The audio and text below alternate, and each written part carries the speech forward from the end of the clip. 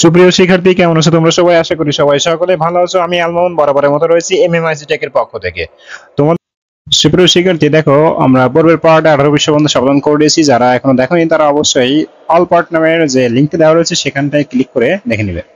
তো এরপর দেখো 19 নম্বর পৃষ্ঠা থেকে যে কাজগুলো রয়েছে আমরা সেটা সমাধান করব। তো 19 নম্বর পৃষ্ঠা এগুলো বেশ কিছু ইতিহাস সম্পর্কে তোমাদের দেওয়া রয়েছে, চিত্র সহ দেখতে পাচ্ছ।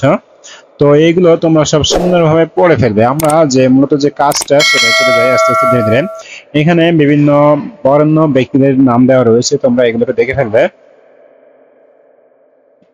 তো এখানে তোমাদের যে রিডিং পড়াগুলো এগুলো কিন্তু অবশ্যই তোমরা পড়বে। এগুলো যদি না পড়ো তাহলে কিন্তু কাজগুলো কখনোই বুঝতে পারবে না।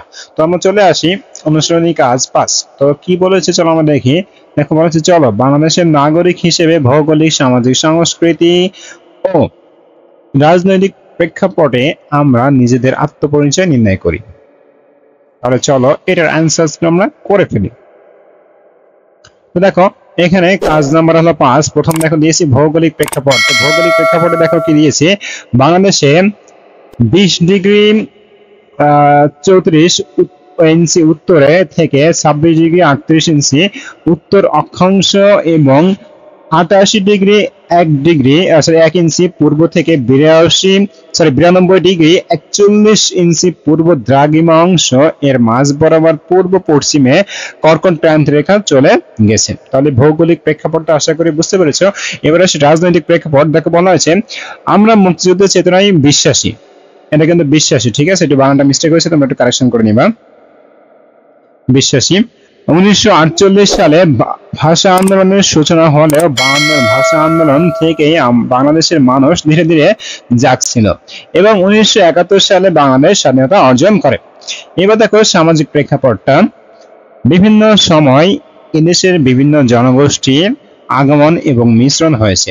কালক্রমে নানা ঐতিহাসিক প্রেক্ষাপটের মধ্য দিয়ে রূপ লাভ করা আমাদের বাংলা ভাষা আমাদের প্রকৃতি ও সাংস্কৃতিক এক সংস্কৃতির এক সৌন্দর্য। এবার দেখো সর্বশেষ দেখো সাংস্কৃতিক প্রেক্ষাপট। সাংস্কৃতিক যে প্রেক্ষাপট সেটা আমরা দেখে নিই।